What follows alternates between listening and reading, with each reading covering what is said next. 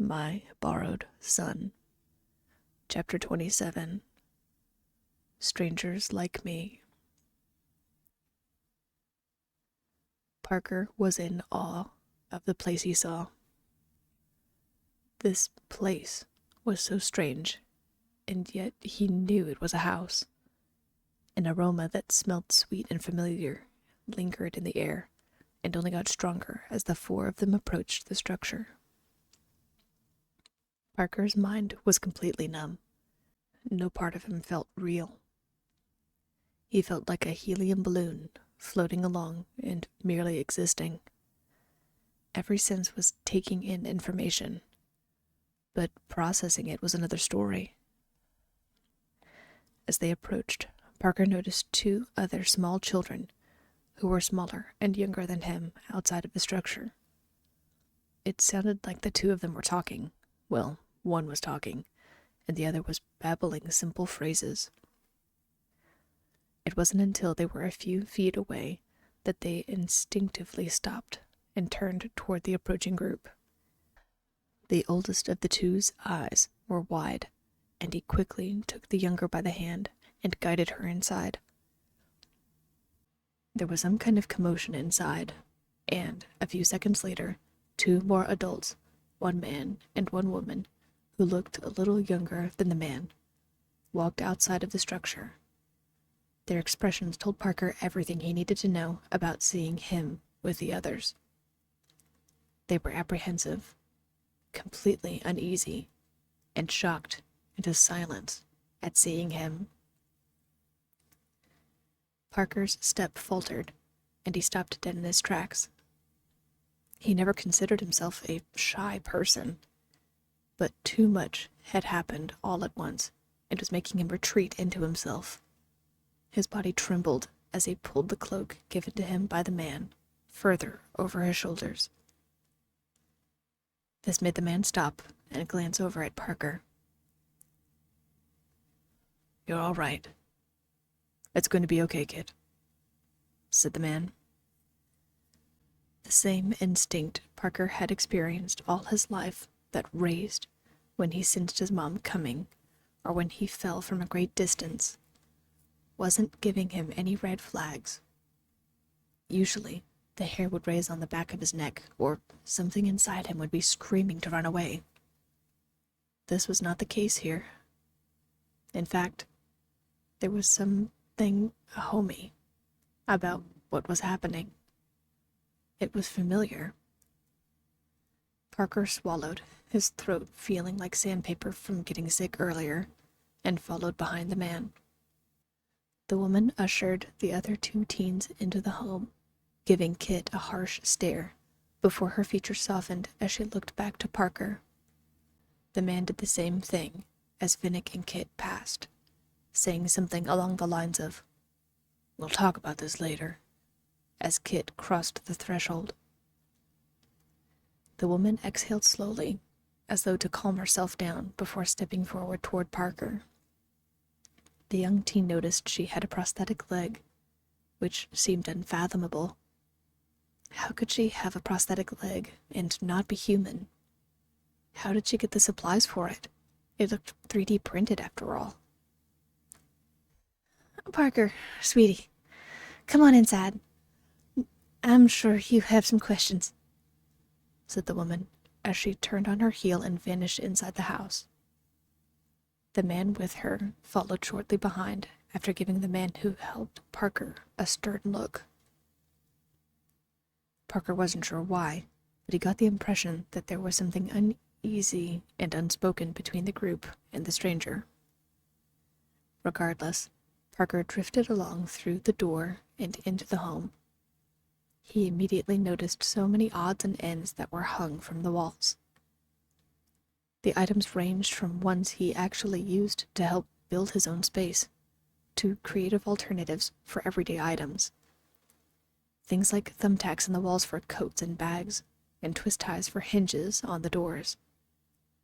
There was a cork in the corner, with a paper clip in the back, which made the thing look like a stool or chair, and this was just the hallway. The number of things in the kitchen and living area alone looked like they had been fashioned out of the most obscure items and turned out okay.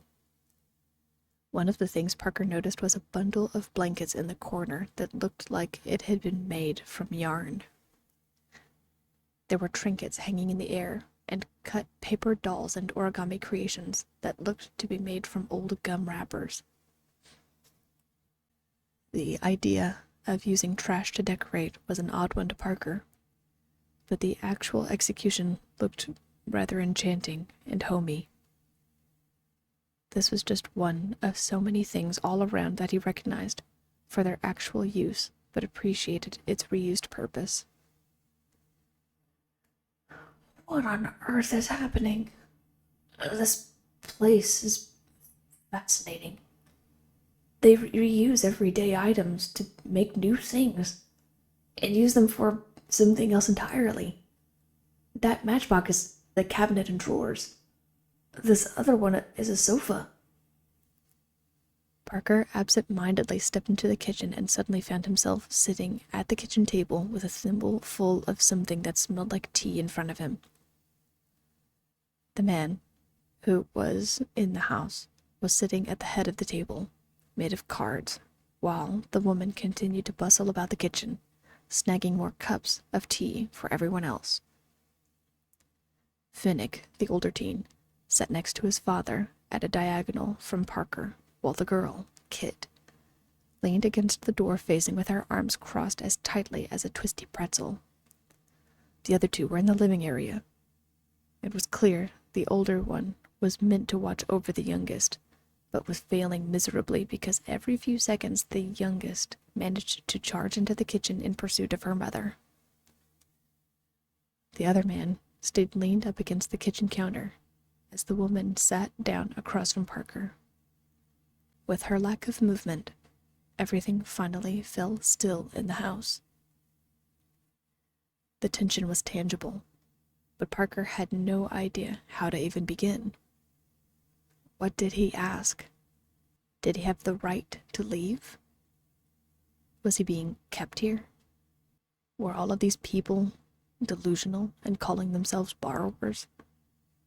Or was that actually what they were? Was that what he was? Well, Parker, I'm sure you have a lot of questions. You can take your time if you'd like. We're happy to answer anything, said the woman. I suppose introductions are in order. I'm Mira, and this is my husband, Toulouse. Our eldest is Finnick, and our daughter, whom I've been told you met last night, is Sprocket. Our other son is Reed, and our youngest is Dove. We've been living here for many years, and, well, hearing about your arrival certainly sparked some discussion. Parker looked at the man in the corner. He pulled the cloak further over his shoulders and swallowed again. The smell of the tea was appealing, but Parker's insides felt like they could turn for the worst at any moment. And him? The man glanced up at Parker, keeping his arms folded loosely, before sighing heftily. Curse. I moved here with you and your mom. Parker recited the names a few times in his mind, but he knew they wouldn't stick. He felt like his mind was frozen in time back when he first entered the walls, and it would take nothing short of an ice chisel to get information through his brain at the moment. Right. Parker, you said you've known me for a while. But what does that mean? Parker asked, interrupting Finnick as he began speaking. Parker wanted desperately for them to stay quiet and let him process the information in front of him. But that was a pipe dream at this point. It was obvious they wanted to help and wouldn't relent until they thought he was satisfied with their answers. They looked over at Kurz, as did Parker, and waited for the answer. I said it before. I was hidden. I found your home a little over 4 years ago and decided to live there and to make sure you were okay," said Kurz. He sounded exhausted, but truthful. But it still didn't make sense to Parker. What does that even mean? Okay, from what? Parker heard Kit scoff before she piped up from her spot in the doorway. "Oh, please," she said exasperatedly. "Okay, from the human. He was making sure you were safe from the human." "Sprocket," scolded Toulouse firmly, making Parker jump slightly. Kit rolled her eyes and rolled her lips together to form a thin line on her face.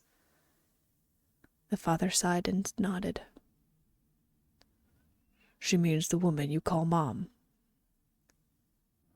"The woman I call Mom?" Those words echoed hollowly in Parker's mind. It made him bristle that these people were calling his mom the woman, reducing everything she did for him all his life to 2 simple words that didn't do her justice. It also felt like a punch in the gut. The woman he knew as his mom wasn't actually that thing. A mom was a woman who gave birth to you. A mom wouldn't lie to you. A mom helped and protected as well as provided for you. A mom loved you. Parker felt his insides swirl again, and he coughed a little as his body lurched. Thankfully, nothing came up, but it did make Parker feel sicker by the second. But... Parker, it's okay. I'm sorry. We're just not used to talking to a borrower who has been seen and talked to a human before. Old habits die hard," apologized Mira, as she leaned forward onto the table and smiled while catching Parker's eye. That word is what helped snap Parker out of his stupor. Now feeling completely detached, the questions started coming in clearer for Parker.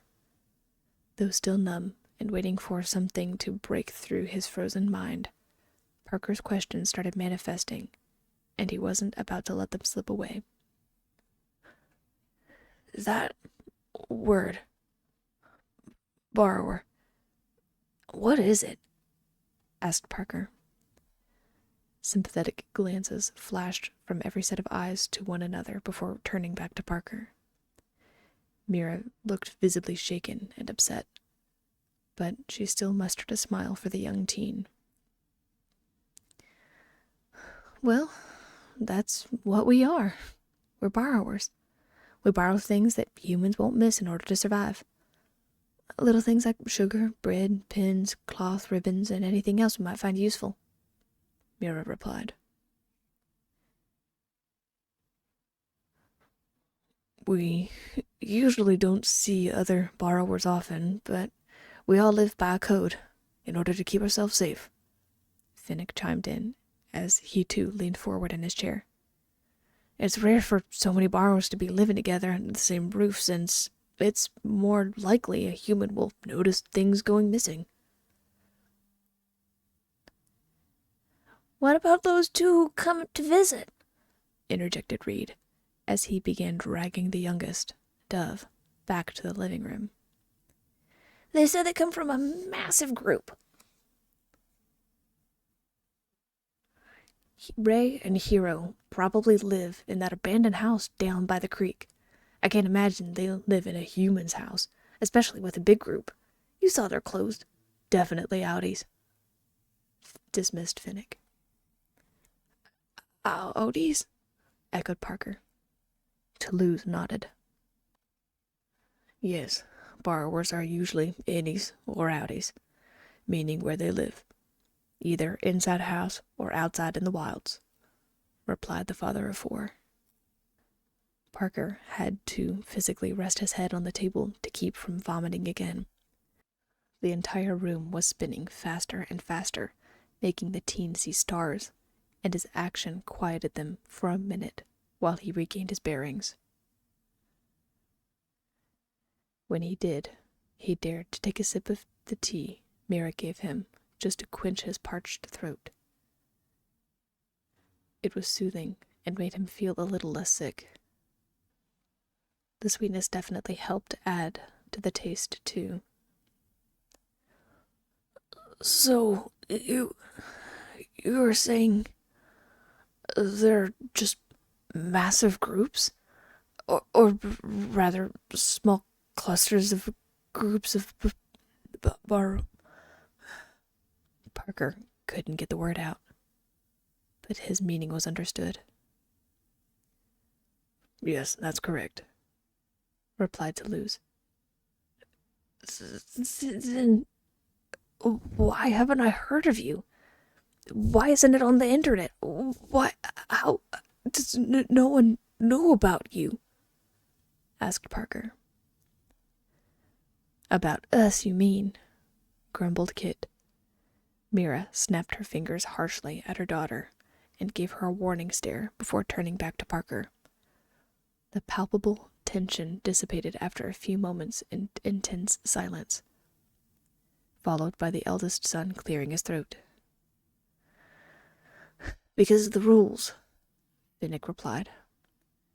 Parker's blank expression prompted further explanation. This threw Parker for a loop. Rules? There are rules? Parker asked aloud unintentionally. Yes, quite a few of them. There are 3 we borrowers generally abide by, in order to keep ourselves safe. The way Toulouse explained reminded Parker of how his mom would explain things to him. It was slow and simple, broken into multiple parts to make it easier for him to process the information. The first rule is to never be seen by a human, because it is dangerous for you and for all of borrower kind. The second rule flows into the first, which is you must move if you think you've been seen. It's for your protection, even if you weren't seen. The last rule is to never talk to humans.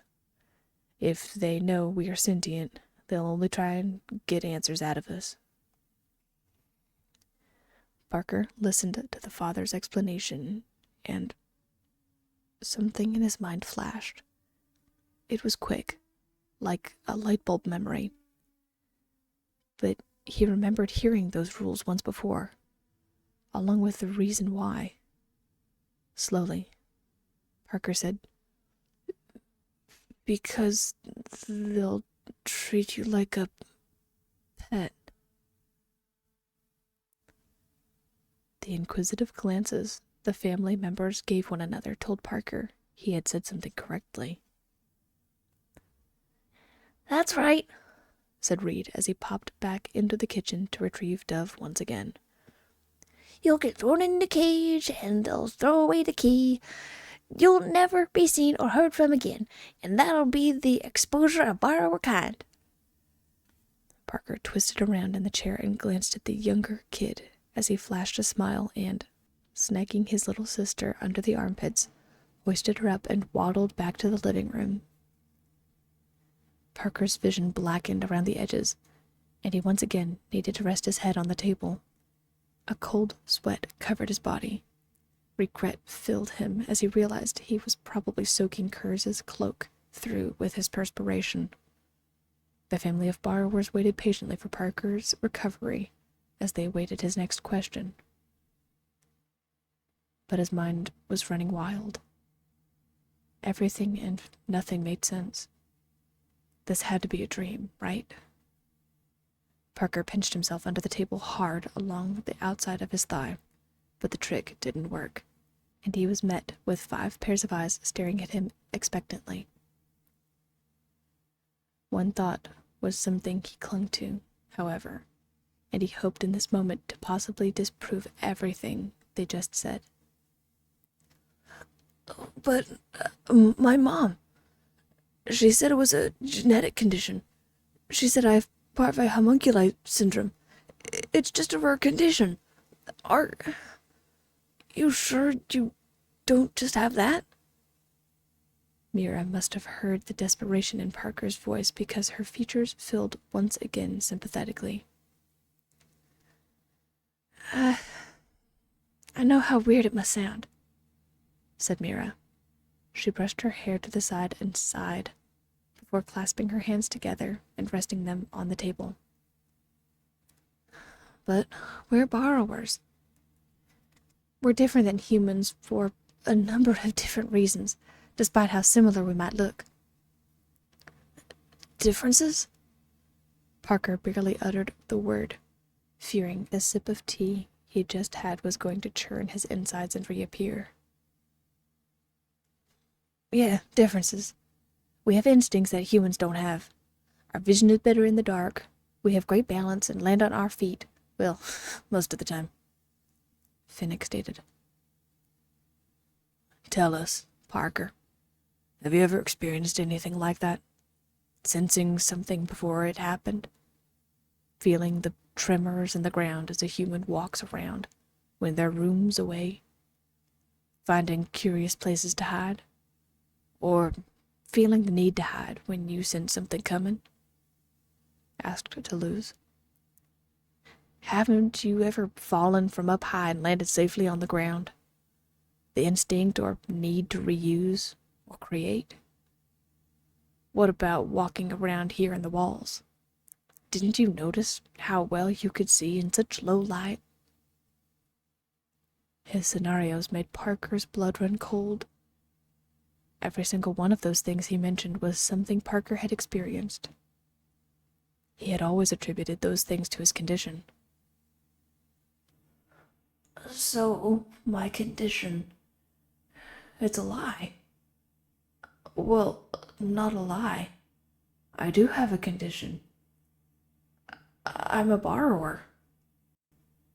Everything they're saying makes sense. How would they know about everything if they hadn't experienced it themselves? They don't know about my climbing and falling habits.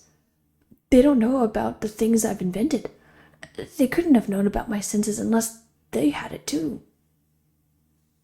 Mira's face softened as she quickly pushed herself to her feet and retrieved a single square of toilet paper, tearing off a side and gently pushing it over toward Parker. It was only now he realized warm, salty tears were soaking his face.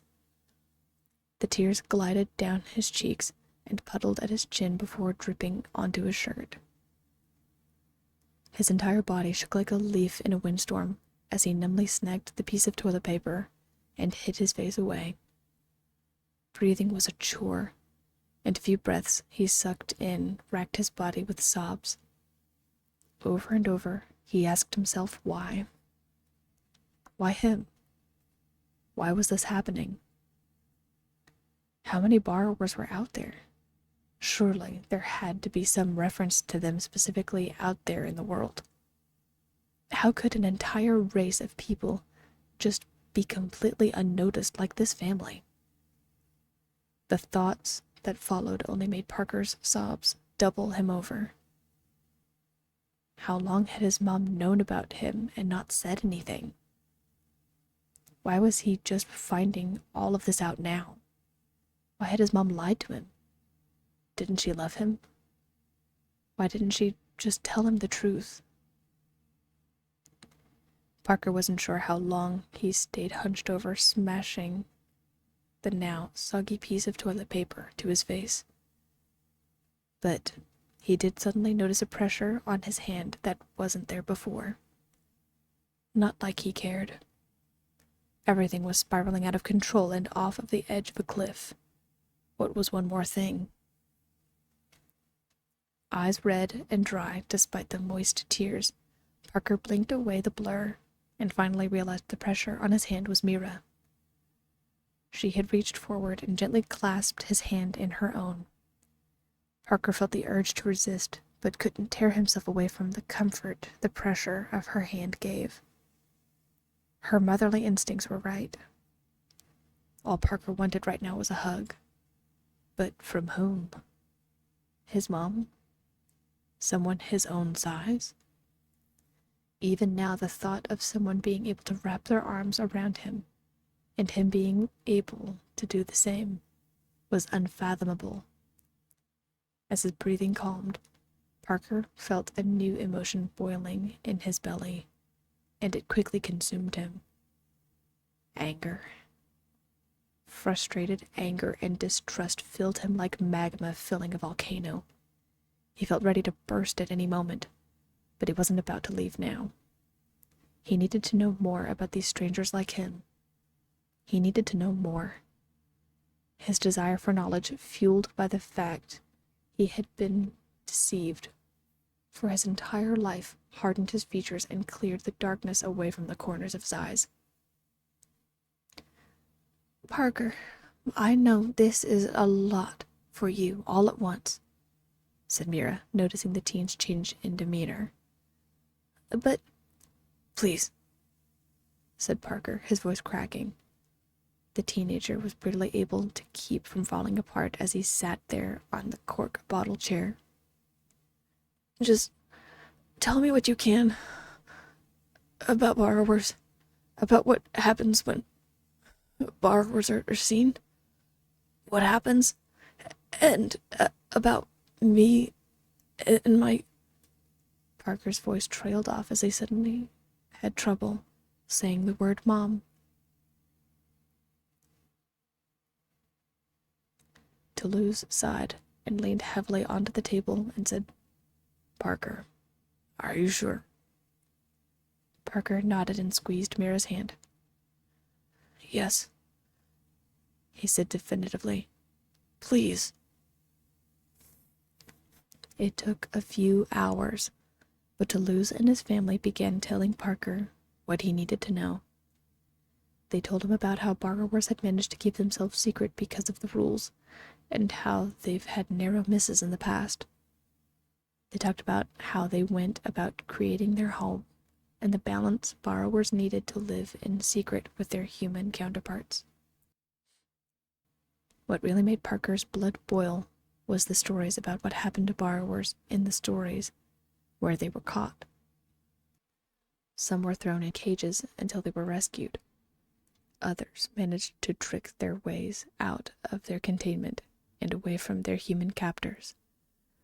The one that hurt Parker the most was the ones that were treated as evolved pets.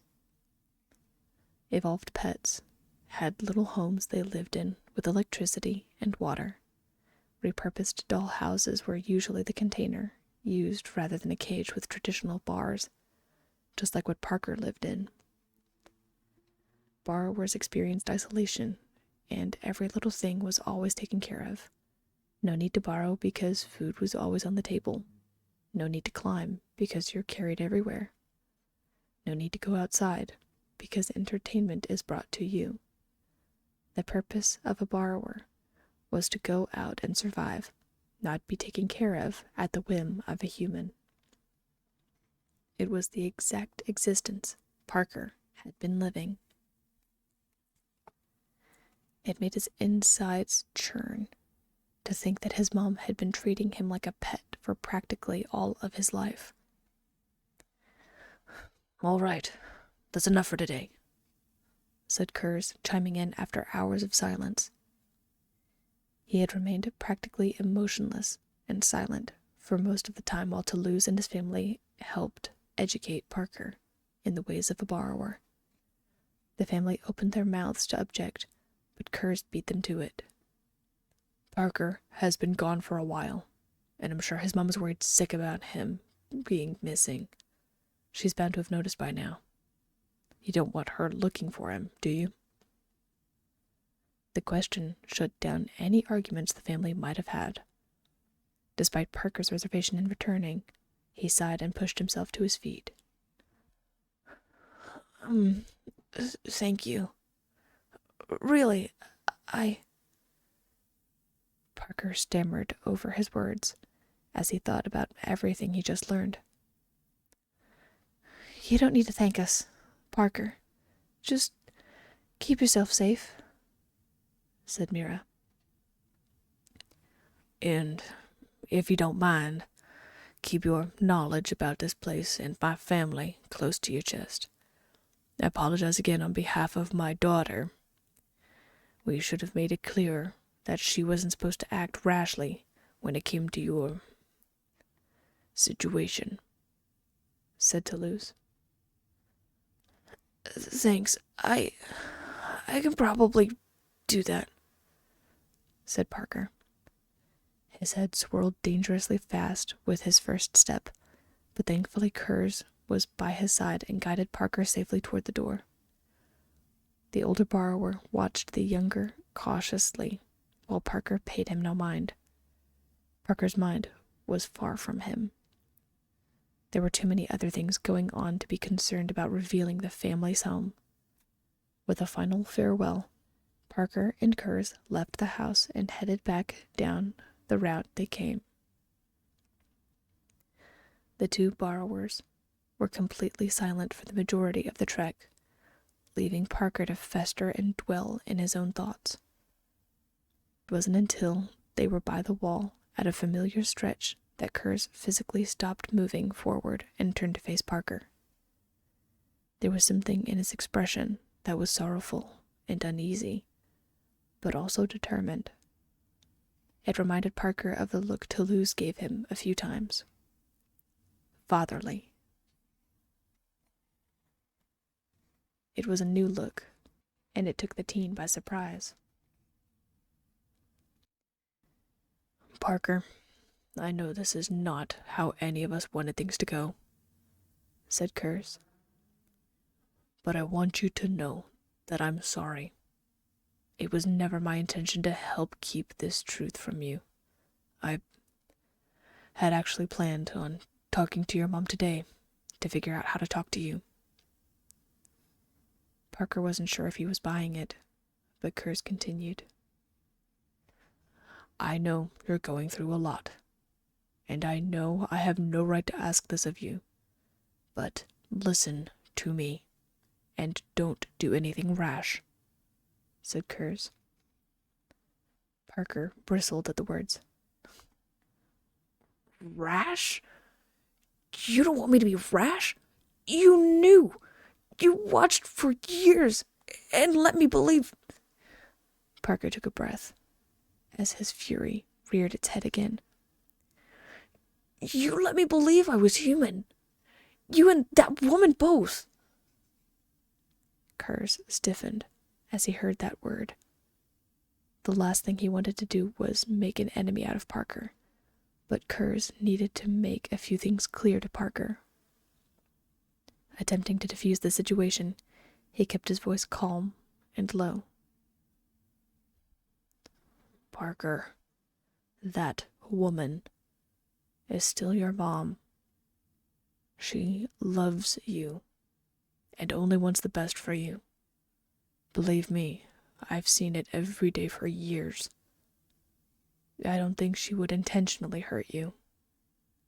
I don't know why she didn't say anything, but it can't have been easy when your differences are so obvious," said Kurz firmly. Parker jerked his head away as he looked down at the corner of a nearby beam. "She lied." "I know. And that's not the best look. Still, Parker, trust me on this. She loves you. Regardless of everything else, she loves you," emphasized Kurz. "She treated me like a pet. How could I trust someone who would lie to me so easily for so long?" The words spilled out of Parker like water from a leaking sponge. He felt like he couldn't absorb another thing, and his words were now just spilling out. "No, she didn't. She treated you like her son. Coming from a family who used to have pets, I can see where taking care of a kid and taking care of a pet are almost the same thing," pointed at Kurz. "But—" "Listen, Parker, don't do anything rash. Think about everything you've just learned, and don't act emotionally. That'll only hurt more, advised Kurz. Sit and think about everything. I'll be back later tonight to check on you, if you'd like. Parker nodded numbly, but the adult's words simply added to the puddle that was his thoughts. Kurz finished walking Parker to his room and, with a reassuring pat on his shoulder, left the teen to go back to the world he knew. As Parker jumped back through the electrical cover and climbed the stairs to his little house, he suddenly realized he was still wearing Kurz's cloak. The heavy fabric had been draped over his shoulders the entire walk back, and Kurz must have thought Parker needed it more. It felt like a hug from behind, and the warmth of the fabric kept Parker's shaking at bay. The teen made it back to his room and into his space with every intention of resting in his bed until dinner. The words he wanted to say were locked somewhere in his brain. He just needed time to muddle through. It was what he saw in his kitchen as he entered the little house that instantly changed his mind. Parker noticed a massive plate with cut apples just sitting there.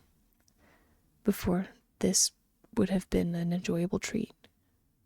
Now, however, all Parker saw was those videos on his social media where some tasty treat was delivered on a platter to none other than the family pet.